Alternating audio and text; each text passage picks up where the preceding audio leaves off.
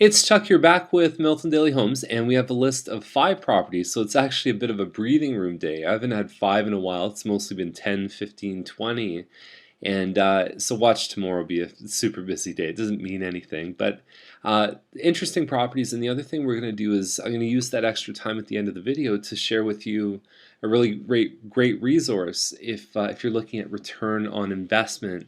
And we're going to have a bit of a discussion on there. So what are the best things to do in your home for a significant return, and what are some of the things that if you do them, just don't expect a lot of money back for?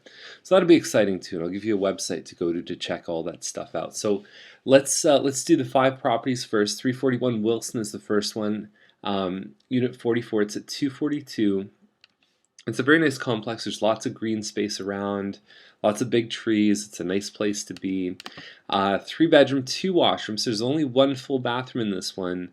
Immediate possession. It's listed as a freehold townhouse, but it's actually not freehold. It does have some maintenance fees attached to it.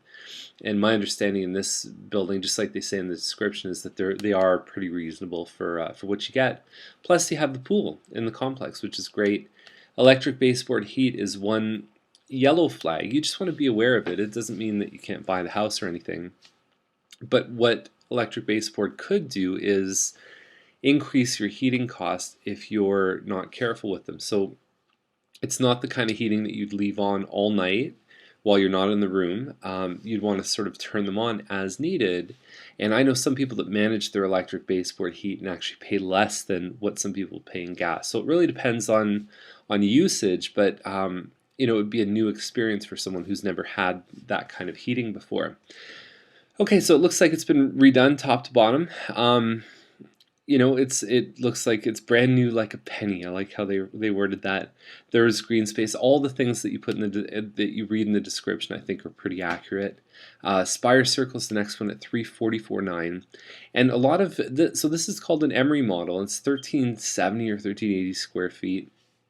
Compares very well with the Croftside models, and the Croftsides have been nosing up to that 340.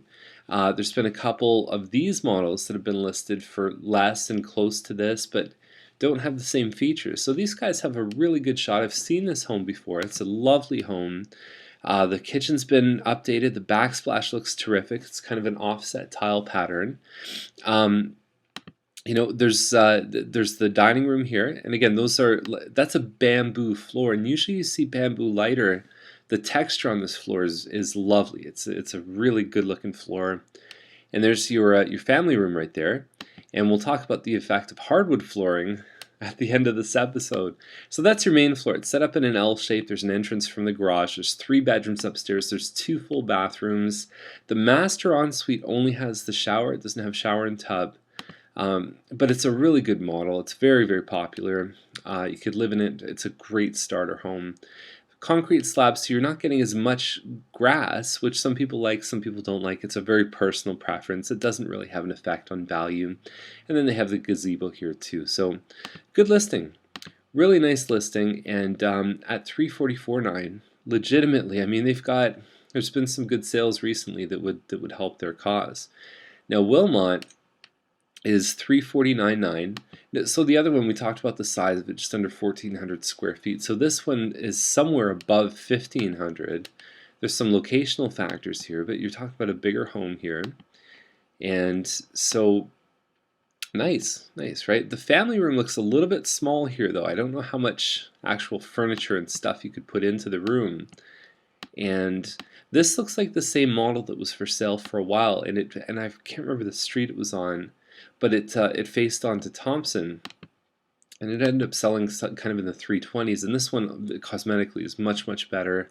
Now this one faces onto Derry as well. So when you look, I think it's one of these homes. I don't know. They all kind of look the same to me. When you turn this around, the street is very quiet. So I mean, kids could play hockey on the street. If you don't live here, there's no reason really to go on Wilmot. And that's what you'd look onto. So even if you were a couple houses down, you may get the shielding from some of the trees, but you do see a 4-lane road over here, which is Derry Road. So that's it. So there's the noise factor, but the safety factor is actually pretty strong in this one here too. 100-foot lot, so it's a little bit of a longer, narrower home, but it still has a good sized backyard. So 349.9, again, I think it would be one of those ones you'd want to see and check out. The two-car parking in the driveway is a fantastic feature. So Lavery Heights, semi-detached home, corner lot, so you've got this nice wraparound deck. I'm sure that would be lovely to sit outside and just have a coffee and read a book. 3-bedroom, 3-washroom. Excuse me. Granite countertops. The cupboards have been upgraded. They've done a backsplash. Now this is just under 2,000 square feet, and typically the Mattamy homes in that 2,000 square foot range, I mean, they're just starting to nose around the 400. Not many of them break 4.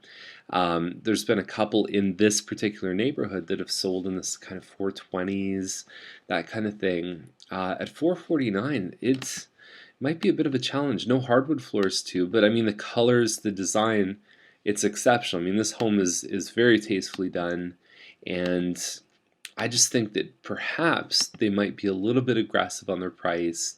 Um, I'm rooting for them. I know what other homes sell for that are this size, and when you take away all that great furniture and everything else, you still have to have. They've got it in the kitchen, but it's just those hardwood floors really could be missing to push them into those kind of 440s. Melonson's the last one. It's at 645.9, and it's the range that they've quoted, and people say, well, why is there a range that says 2,000 to 2,500 square feet? Those are categories. It's not like the agent's guessing. We just choose. We say, okay, that's the category it's in. So you're less than 25, which typically there's some very good homes right now, 2,400 square feet. They're listing in kind of the 5 to 550 range. And so at 645.9, it is a Heathwood home. Heathwood builds a fantastic home, but then what do you get for that, right? Like what is going to accommodate for that difference in price? And so the pool would be one thing that people say, hey, we've got a pool. We've spent a lot of money on landscaping here. Okay, so they've done some gardens. I think this would look fantastic when it's all set up, and it looks like it's a pie-shaped lot. It doesn't say that in the description, but even from where it is on the street, there's a good chance that the back is much larger than 3468 in the front. 34 feet. It's probably a lot bigger. There's your family room and a fireplace. They've done the stone around there. They've got the wood mantle, hardwood floors. There's your kitchen. And so it's a little bit hard to see the fridge here because you've got this wall that blocks it. Standard in the Heathwood homes are the granite countertops.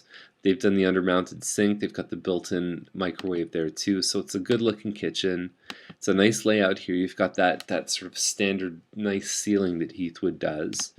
There's your ensuite. So I guess really I'm looking at this, I'm saying it's a nice home, but the pools in the lot seems to be the major difference. So is that worth, let's say, $100,000? So let me show you something about how I guess I've formulated some of my opinions about what kind of returns people can get. So if you go to this site here, it's Appraisal Institute of Canada. It's aicanada.ca, and just click English, and that's going to bring you to the home page.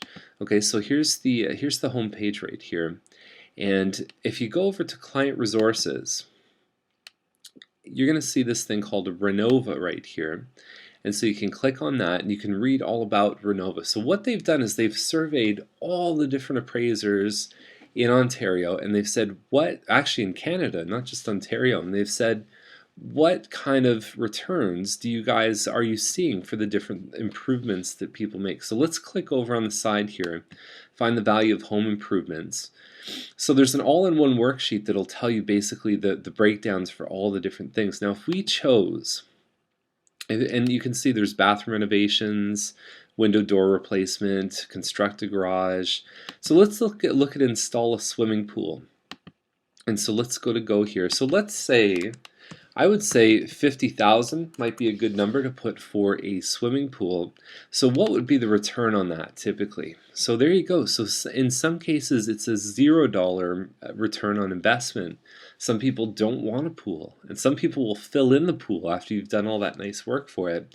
And on average, they're saying that might creep up somewhere around $12,500. So that's at best, well, it could be, I mean, I'm not saying 25 is the cap, but on average, 0 to 25% is a very common range for a return on investment. So if you're putting a pool in, do it for your own enjoyment. So if I backtrack for a second here, and let's just look at another thing here too. Let's look at something which I think makes the boat go a lot faster, which is a kitchen renovation. So let's look at that here.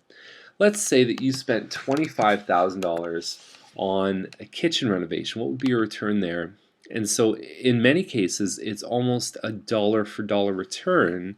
And I've seen many examples of a home that has done a good kitchen reno, even like an IKEA kitchen, a good looking reno, in my experience, will even return more than 100% too. So when you look at the 3 best return on investment things, it tends to be kitchen renovations, bathroom renovations, flooring, and then paint. Those are really the 3 or 4 things that are the are traditionally known as the things that make the biggest difference in the impression in the home. And things like landscaping, pools, a finished basement, my experience is that whatever you spend on it, you kind of get that money back, if, maybe sometimes a bit less than that. So if you can enjoy your basement for 3 or 4 years and you get an almost dollar for dollar return, I would consider that a good investment. So anyhow, but if you're looking to move in a year and you do your basement, probably not the best idea.